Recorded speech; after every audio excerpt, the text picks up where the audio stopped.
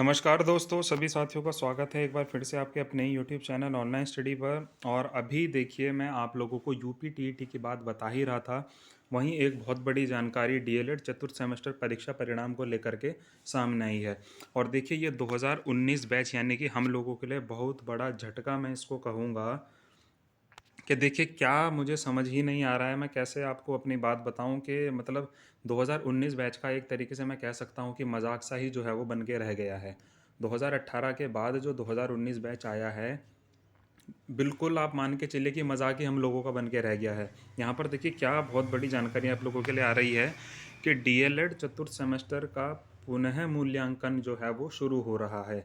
वहीं अभी देखिए, आपने क्या खबर सुनी थी 3 दिन पहले कि आपका डीएलएड का जो है चतुर्थ सेमेस्टर का रिजल्ट एक हफ्ते के अंदर अंदर जारी कर दिया जाएगा।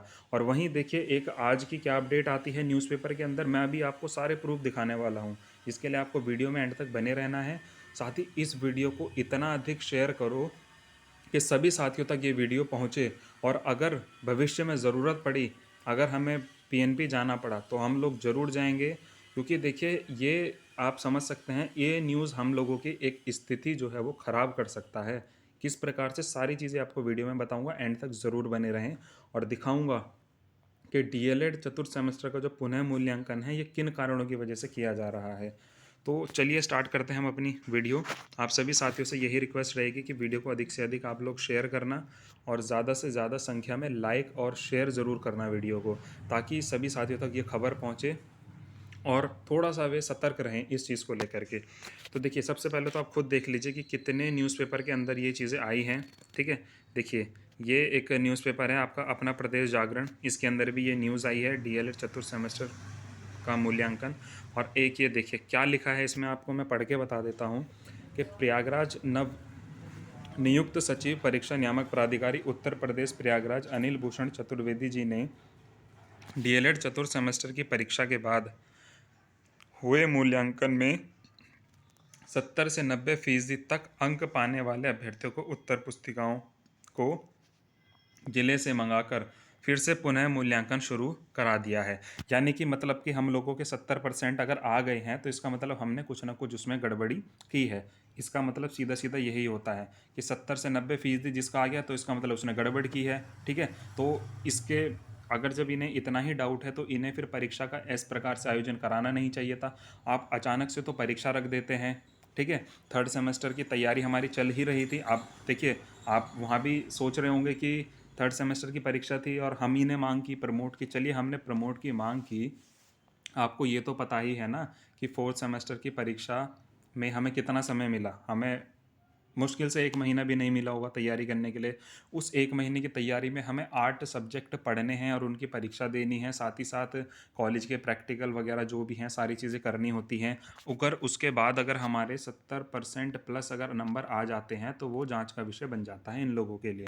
ठीक है, तो 70 से 90% तक अंक पाने वाले अभ्यर्थियों के लिए उत्तर पुस्तिकाओं का दोबारा से मूल्यांकन शुरू किया जाएगा। ठीक है, तो यानी कि 70 से नीचे जो हैं वो ठीक है। ठीक है, 70 से नीचे, क्योंकि देखिए पास भी नहीं होने वाले 70 से नीचे वाले। 70 से नीचे पास वो होगा जिसके प्रैक्टिकल में भी बहुत कम है और एवरेज नंबरों से वो पास हुआ है, तो उसकी 70 से नीचे बनेगी। वरना मुझे नहीं लगता कि 70 से नीचे बीटीसी में परसेंटेज ज़्यादातर बनती है, नहीं बन पाएगी।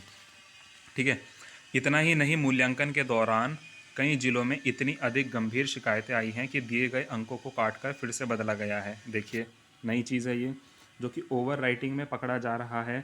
इसके पूर्व भी जब सचिव अनिल भूषण चतुर्वेदी जी थे तो डीएलएड का रिजल्ट 20 से 21% से अधिक नहीं आया था। उससे पूर्व भी डीएलएड का रिजल्ट 90% तक आता था। परीक्षा नियामक प्राधिकारी कार्यालय के सूत्रों से मिली जानकारी के अनुसार मथुरा, गाजीपुर, जौनपुर, बलिया, अलीगढ़, आजमगढ़ सहित 2 दर्जन जिलों में डीएलएड चतुर्थ सेमेस्टर की परीक्षाएं हुई थी। यहाँ के कई अभ्यर्थियों को मूल्यांकन में 70 से 90% तक अंक मिले हैं। कुछ कॉपियों में काटकर फिर से अंक बढ़ाए गए हैं। इसी शिकायत के बाद से मेरिट वाले छात्रों की कॉपियों का फिर से पुनः मूल्यांकन हो रहा है, जो कम से कम एक हफ्ते पूरा होगा। और उसके बाद रिजल्ट घोषित आप लोगों का किया जाएगा। आप लोगों का क्या, हम लोगों का किया जाएगा। ठीक है, तो अब आप खुद देख लीजिए, मतलब इस बीच में क्या होने वाला है कि अगर बच्चा पढ़ के भी अपने 90% अंक ला रहा है, 80 से 90% अगर नंबर वो ला रहा है, तो कहीं ना कहीं वो शक के घेरे में वो भी रहने वाला है। इसमें कहा तो गया है कि शिकायत हुई है और कॉपियों के अंदर ओवर राइटिंग की गई है। ठीक है, ये चीज़ें मैंने भी सुनी है कि भाई कॉपियों में पैसे चले जाते हैं, या कुछ टीचर्स अपनी तरफ से एक आधे नंबर से बच्चे की मदद कर देते हैं। ठीक है, तो अब आप खुद सोचिए, चलिए कि जो गड़बड़ी कर रहा है उसको तो ठीक है, चलिए चलेगा, पर जिस बच्चे के अगर हकीकत में ही इतने नंबर आए हैं, ठीक है, उसकी दोबारा से ये मूल्यांकन कर देंगे, और ना मानो कि जहाँ से कॉपी चेक होकर के आई फिर दूसरे टीचर्स के पास कॉपी जाएगी, वो किस हिसाब से उसको चेक करता है। अब आपको हर टीचर एक जैसा तो नहीं देखता ना प्रश्न को। एक टीचर ने भाई एक थ्योरी आपने लिखी, उसमें उसने दे दिया भाई कि चलो 2 नंबर दे रहा हूँ मैं, दूसरे टीचर ने वही थ्योरी पढ़ी, उसको पसंद नहीं आया, उसने बोला मैं तो 1 नंबर दे रहा हूँ। तो ये तो यहाँ पर जो है बहुत ज़्यादा स्थिति जो है वो ख़राब हो जाएगी हम लोगों के साथ। तो देखिए, बहुत शॉकिंग न्यूज़ जो है मेरे को लगी है ये, और लगातार पीएनपी प्रयागराज से इस प्रकार की न्यूज़ जो है वो सुनने को मिल रही है। जैसे ही आपके पुराने सचिव जी थे, उन्होंने आए वे कुछ समय लिया और उसके बाद तुरंत सारी परीक्षाएं डीएलएड की करवा दी गई, फिर अचानक से यूपीटीईटी की डेट जो है वो घोषित कर दी गई, फिर उसके बाद एकदम से पेपर कैंसिल कर दिया गया। आपने देखा कि कितना ड्रामा हुआ, पेपर चलती परीक्षा से हम लोगों से पेपर छीन लिया गया। और अब एक छोटी सी हम लोगों के पास उम्मीद थी, मैं अब अगर अपनी बात बताऊं तो छोटा सा हमें एक उम्मीद थी कि भाई चलिए हमारा 4th सेमेस्टर का रिज़ल्ट आ जाएगा, और उम्मीद है कि उसमें हम अच्छा करेंगे, और अच्छा किया है हमने पेपर में। ठीक है, लगातार 1 महीने मेहनत की और उसके बाद परीक्षा परिणाम दिया। ठीक है, परीक्षा दी अपनी, और हम सोच रहे थे उसका परिणाम जो आएगा वो अच्छा आए, और कहीं ना कहीं इस चीज़ से थोड़ा सा और मन में डाउट अब और हो गया है। आपने देखा कि सेकेंड सेमेस्टर की जो परीक्षा हुई थी, 30 से 35 प्रतिशत रिज़ल्ट उसका आया है। ठीक है, आपने खुद देखा उसका रिज़ल्ट। और हमें थोड़ा सा डाउट ये था कि जो सचिव हैं उनके कार्यकाल में ही, जो संजय उपाध्याय जी थे उन्हीं के कार्यकाल में, मैंने कहा हमारा रिज़ल्ट आएगा और हमारा रिज़ल्ट भी कुछ क्या पता इसी प्रकार से हो, 30 से 40%। पर यहाँ पर तो सचिव भी चेंज हो गए हैं, और जो अब नए सचिव आए हैं तो इनका तो रवैया ही बिल्कुल अलग है, उनके बिल्कुल मैं कहूँगा अपोजिट ही मुझे लग रहा है।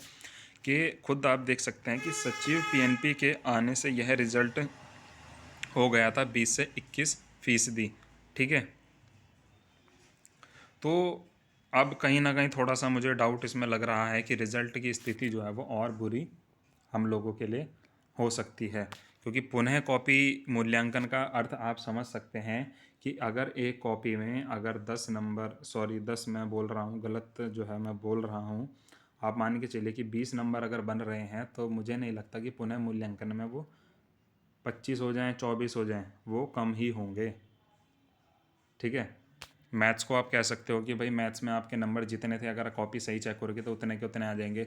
पर जो थियोरेटिकल पोर्शन है उसमें तो नंबर देखिए ऊपर नीचे ज़रूर होंगे, क्योंकि हर कोई अपनी कॉपी जो है अपने हिसाब से चेक करता है, जैसे उसको समझ आए उस हिसाब से नंबर देता है।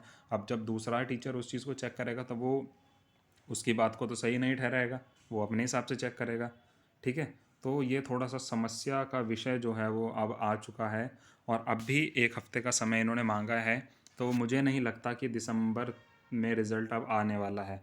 हो सकता है कि दिसंबर लास्ट तक ही अब रिज़ल्ट जो है वो आ पाएगा। कहीं ना कहीं देखिए, थोड़ा सा लग रहा है कि लेट करने की कोशिश जो है वो अब हम लोगों को की जा रही है। लेट पे लेट होता जा रहा है, डीएलएड लंबा खिंच जाएगा, यूपीटीईटी लंबा खिंच जाएगा, भर्ती नहीं दे रहे हैं। ठीक है, तो खींचने की कोशिश कर रहे हैं, और जहाँ तक मुझे लगता है कि चुनाव के बाद ही कुछ अब जो है रास्ता निकलने वाला है। क्योंकि अब कब रिज़ल्ट आएगा, फिर कब उसके स्क्रूटनी भरे जाएंगे, फिर कब पुनः परीक्षा करवाई जाएगी, तो आप खुद सोच सकते हैं। तो यहाँ से थोड़ा सा गड़बड़ जो है वो मेरे को लग रहा है। चलिए, अपनी बात को मैं यहीं विराम देता हूँ। आप लोगों के लिए ये थी आपकी बहुत बड़ी अपडेट, और थोड़ी सी शॉकिंग न्यूज़ भी है। आपकी क्या राय है इस पर, आप लोग ज़रूर कमेंट करके बताएं, और वीडियो को अधिक से अधिक शेयर करें। धन्यवाद।